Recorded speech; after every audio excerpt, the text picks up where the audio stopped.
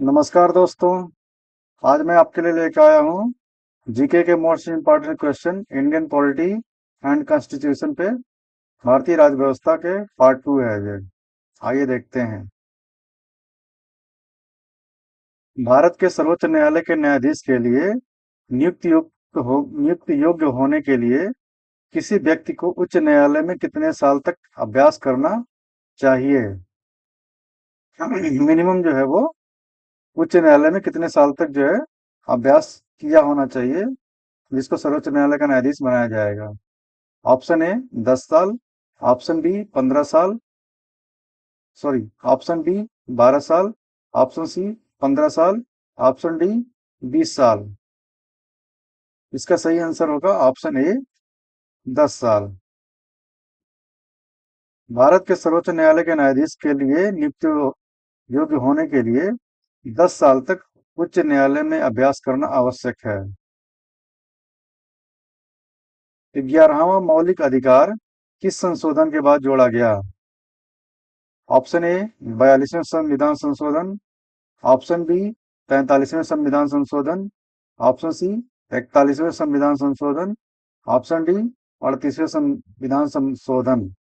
इसका सही आंसर होगा ऑप्शन ए 42वें संविधान संशोधन। सही आंसर है 42वें संविधान संशोधन में 11वां मौलिक अधिकार जोड़ा गया। यह जो है 1976 में पास किया गया था। 11वां मौलिक अधिकार जो है 42वें संविधान संशोधन के अंतर्गत जोड़ा गया था। यह जो है 1976 में पास किया गया था। भारत सरकार ने सरकारिया आयोग का गठन कब किया था? Option A 1981, option B 1982, option C 1983, option D 1984। इसका सही आंसर है ऑप्शन सी 1983। भारत सरकार में सरकारी आयोग का गठन जो है जून 1983 में केंद्र और राज्य सरकार के बीच संबंध और शक्ति संतुलन की क्षमता की जांच के लिए किया गया था।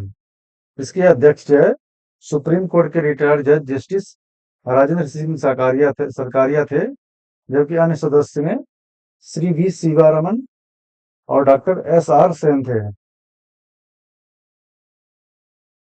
सुप्रीम कोर्ट ने निःशुल्क शिक्षा के अधिकार को किस अधिकार का भाग बनाया है? ऑप्शन ए जीवन का अधिकार, ऑप्शन बी शोषण के विरुद्ध अधिकार, ऑप्शन सी विचार और अभिव्यक्ति की स्वतंत्रता का अधिकार, ऑप्शन डी सांस्कृतिक और शैक्षिक अधिकार। इसका सही आंसर है ऑप्शन ए जीवन का अधिकार।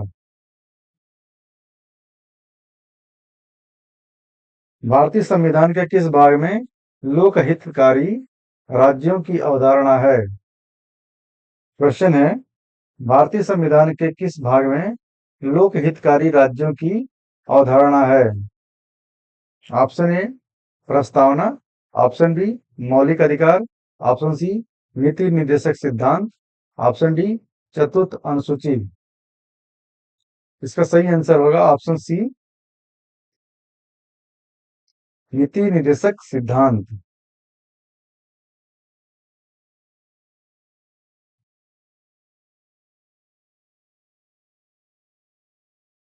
और इस प्रस्तुतता का अंत भारतीय संविधान के कौन से अनुच्छेद में है? ऑप्शन ए अनुच्छेद 11, ऑप्शन बी अनुच्छेद 12, ऑप्शन सी अनुच्छेद 15, ऑप्शन डी अनुच्छेद 17। इसका सही आंसर होगा ऑप्शन डी अनुच्छेद 17। अस्पृश्यता का अंत जो है भारतीय संविधान के अनुच्छेद 117 में है। इसे और मजबूत करने के लिए संसद ने अस्पृश्यता निवारण अधिनियम 1955 पारित किया। इसका नाम बदलकर नागरिक अधिकार संरक्षण अधिनियम कर दिया गया है।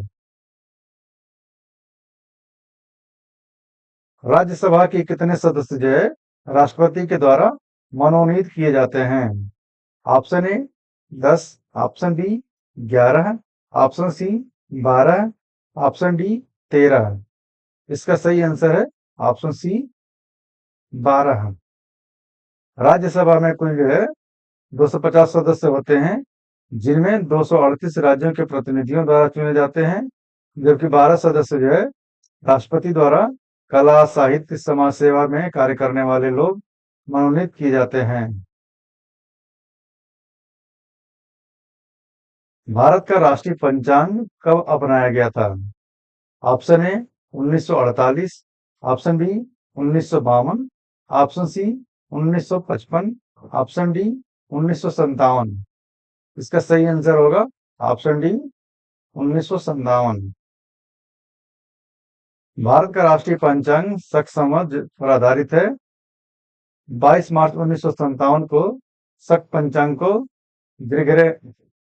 ग्रेगोरियन कैलेंडर के साथ राष्ट्रीय पंचांग के रूप में निम्नलिखित उद्देश्यों के लिए अपनाया गया। भारत का राजपत्र, आकाशवाणी द्वारा समाचार प्रसारण, भारत सरकार द्वारा जारी कैलेंडर और लोक सदस्यों को संबोधित सरकारी सूचनाएं। राष्ट्रीय पंचांग जो है अस्थायी रूप से ग्रेगोरियन कैलेंडर से मिलता है।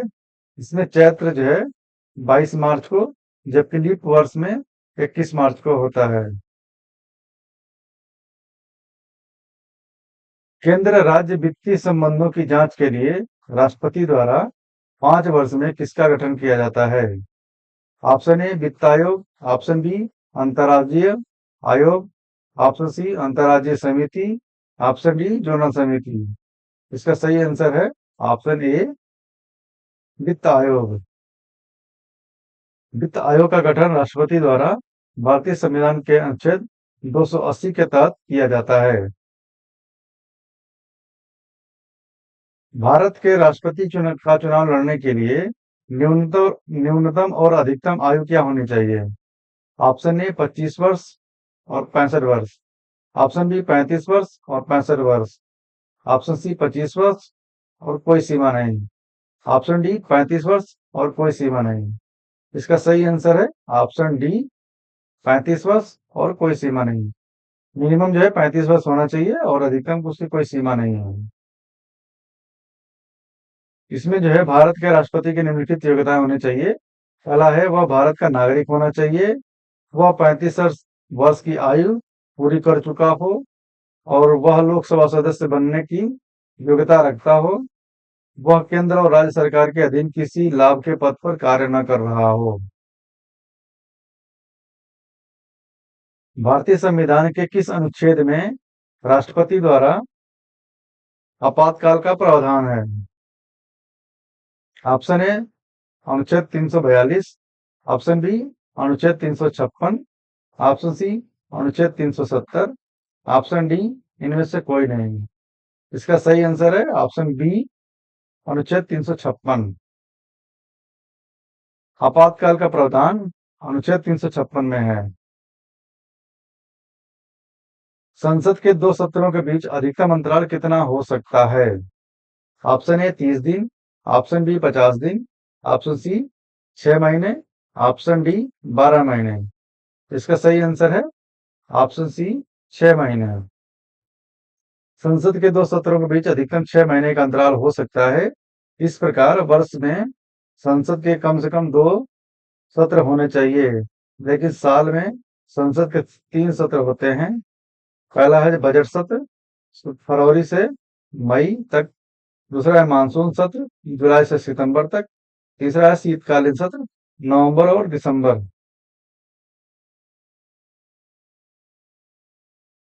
सरदार स्वर्ण सिंह समिति की रिपोर्ट के बाद किस संविधान संशोधन के तहत मौलिक कर्तव्य भारत के संविधान में जोड़े गए? ऑप्शन ए 38वें, ऑप्शन बी 39वें, ऑप्शन सी 40वें, ऑप्शन डी 42वें। इसका सही आंसर है ऑप्शन डी 42वें।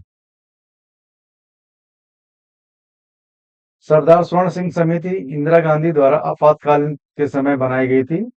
इस समिति का उद्देश्य पिछले अनुभवों के प्रकाश में संविधान में संशोधन और संशोधन की सिफारिश करने के सवाल का अध्ययन करना था।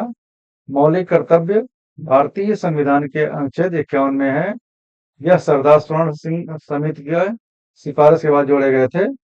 इन्हें मानने के लिए किसी नागरिक को बाध्य नहीं किया जा सकता। यह जो है 42वें संविधान संशोधन के बाद जोड़े गए थे।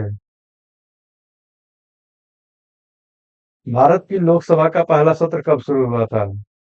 Option A 1947, option B 1949, option C 1950, option D 1952। इसका सही आंसर है ऑप्शन डी 1952। निम्नलिखित में से किस राज्य में द्विपक्षीय विधायिका नहीं है? Option A Maharashtra, option B Bihar, option C Paschim Bangal, option D Andhra Pradesh. इसका सही आंसर होगा ऑप्शन सी पश्चिम बंगाल।